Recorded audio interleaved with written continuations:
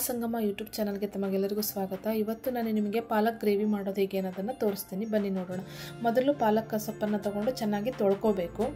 ಅದಾದಮೇಲೆ ಒಂದು ಬಿಸಿ ನೀರನ್ನು ಕಾಯೋದಕ್ಕೆ ಇಟ್ಬಿಟ್ಟು ಆ ಬಿಸಿ ನೀರಲ್ಲಿ ಒಂದು 5 ರಿಂದ 10 ನಿಮಿಷ ಚೆನ್ನಾಗಿ ಕುದಿಸ್ಬೇಕು ಪಾಲಕ್ ಸೊಪ್ಪನ್ನು.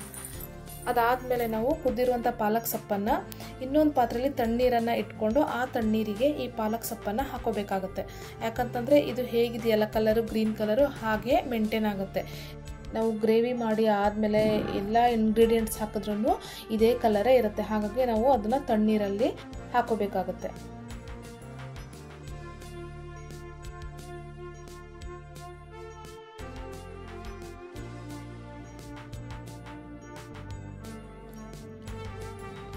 ಈ ಸೊಪ್ಪು ತಣ್ಣಗಾದ್ಮೇಲೆ ನಾವು ಒಂದು ಮಿಕ್ಸಿ ಜಾರನ್ನು ತಗೊಂಡು ಆ ಮಿಕ್ಸಿ ಜಾರಿಗೆ ಎಲ್ಲ ಸೊಪ್ಪನ್ನು ಹಾಕೋಬೇಕಾಗುತ್ತೆ. ಎಲ್ಲ ಹಾಕ್ಬಿಟ್ಟು ಚೆನ್ನಾಗಿ ಪೇಸ್ಟ್ ಮಾಡ್ಕೊಳ್ಬೇಕು, ನೈಸಾಗಿ ಪೇಸ್ಟ್ ಮಾಡ್ಕೊಳ್ಬೇಕಾಗತ್ತೆ. ಪೇಸ್ಟ್ ಮಾಡಿಕೊಂಡು ಒಂದು ಕಡೆ ಇದನ್ನು ಎತ್ತಿಟ್ಕೊಳ್ಬೇಕು. ಅದಾದಮೇಲೆ ಒಂದು ಬಾಣಲಿ ತೊಗೊಂಡು ಅದಕ್ಕೆ ಸ್ವಲ್ಪ ಆಯಿಲ್ ಹಾಕ್ಬಿಟ್ಟು ಜೀರಿಗೆ, ಅದಾದಮೇಲೆ ಹಸಿಮೆಣಸು, ನಾನು ಒಂದೇ ಹಾಕಿದ್ದೀನಿ ಯಾಕಂದರೆ ತುಂಬ ಖಾರ ಇದೆ, ನೀವು 2 ರಿಂದ 3 ಯೂಸ್ ಮಾಡ್ಬೋದು, ಹಾಕಬೇಕಾಗುತ್ತೆ. ನೆಕ್ಸ್ಟು ಈರುಳ್ಳಿ,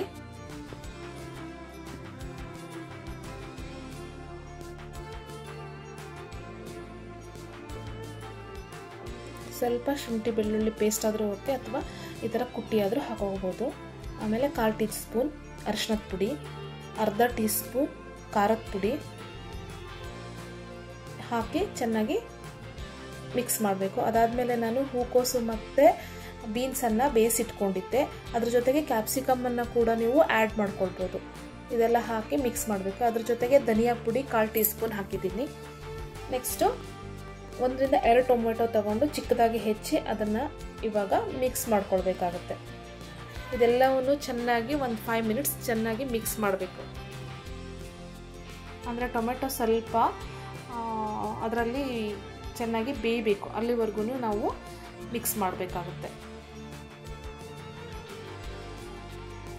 ಇದೆಲ್ಲ ಚೆನ್ನಾಗಿ ಬೆಂದ ಮೇಲೆ ನಾವು ಸ್ವಲ್ಪ ಅಂದರೆ 1 ಅಥವಾ 2 ಟೇಬಲ್ ಸ್ಪೂನು ಕಡಲೆ ಹಿಟ್ಟನ್ನು ಸೇರಿಸಬೇಕಾಗುತ್ತೆ. ಯಾಕಂದರೆ ಕಡಲೆ ಹಿಟ್ಟು ಸೇರಿಸೋದ್ರಿಂದ ಸ್ವಲ್ಪ ಥಿಕ್ನೆಸ್ ಬರುತ್ತೆ ನಮಗೆ, ಹಾಗಾಗಿ 1 ಚಮಚ ಅಥವಾ 2 ಚಮಚ ಕಡಲೆ ಹಿಟ್ಟನ್ನು ಸೇರಿಸಬೇಕಾಗುತ್ತೆ. ಸೇರಿಸಿದ ತಕ್ಷಣ ಚೆನ್ನಾಗಿ ಮಿಕ್ಸ್ ಮಾಡಬೇಕು. 1 ಅಥವಾ 2 ಸೆಕೆಂಡ್ ಮಿಕ್ಸ್ ಮಾಡಿ ನಾವು ಏನು ಪಾಲಕ್ ಪೇಸ್ಟನ್ನು ಮಾಡ್ಕೊಂಡಿರ್ತೀವಲ್ಲ, ಸೊ ಆ ಪಾಲಕ್ ಸೊಪ್ಪಿನ ಪೇಸ್ಟನ್ನು ಇದಕ್ಕೆ ಆ್ಯಡ್ ಮಾಡಬೇಕು. ಸ್ವಲ್ಪ ಇದನ್ನು ನೀರು ಹಾಕಿ ತೊಳೆದ್ಬಿಟ್ಟು ಮತ್ತೆ ಅದಕ್ಕೆ ಸೇರಿಸ್ಬೋದು ನಾವು, ಯಾಕಂದರೆ ಅದರಲ್ಲಿ ಪೇಸ್ಟ್ ಜಾಸ್ತಿ ಇರುತ್ತೆ ಜಾರಲ್ಲಿ. ಅದನ್ನೆಲ್ಲ ನೀಟಾಗಿ ತೊಳೆದ್ಬಿಟ್ಟು ಹಾಕಿ ಅದಕ್ಕೆ ಎಷ್ಟು ರುಚಿಗೆ ತಕ್ಕಷ್ಟು ಉಪ್ಪು ಬೇಕೋ ಅಷ್ಟನ್ನು ಆ್ಯಡ್ ಮಾಡ್ಕೊಳ್ಬೇಕು. ಮಾಡಿಬಿಟ್ಟು ನಾವು ಚೆನ್ನಾಗಿ ಮಿಕ್ಸ್ ಮಾಡಿಕೊಂಡು, ನಾನು ಇಲ್ಲಿ ಫ್ರೆಶ್ ಕ್ರೀಮ್ ಇದ್ದರೆ ಓಕೆ, ಫ್ರೆಶ್ ಕ್ರೀಮ್ ಇಲ್ಲ ಅಂತ ಹೇಳಿದ್ರೆ ನೀವು ಹಾಲು ಕೆನೆ ಇರುತ್ತಲ್ಲ, ಸೊ ಹಾಲು ಕೆನೆನ ಚೆನ್ನಾಗಿ ಪೇಸ್ಟ್ ಮಾಡಿ ಈ ಥರ ಹಾಕ್ಬೋದು. ನಾನು ಹಾಲು ಕೆನೆನೇ ಯೂಸ್ ಮಾಡಿದ್ದೀನಿ. ಅದ್ರ ಜೊತೆಗೆ ಗರಂ ಮಸಾಲ 1/4 ಟೀ ಸ್ಪೂನ್ ಗರಂ ಮಸಾಲ ಹಾಕಬೇಕು.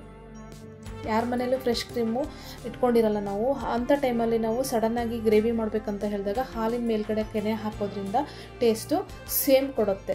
ಅದ್ರ ಜೊತೆಗೆ ನಾವು ಪನ್ನೀರನ್ನು ಕೂಡ ತರೋಕ್ಕಾಗಲ್ಲ ಸೊ ಸಡನ್ನಾಗಿ, ಆವಾಗ ನಾವು ಏನು ವೆಜಿಟೇಬಲ್ಸ್ ಇರುತ್ತೆ ಅದೆಲ್ಲದನ್ನು ಹಾಕೋದ್ರಿಂದನೂ ಟೇಸ್ಟು ಚೆಂದ ಬರುತ್ತೆ.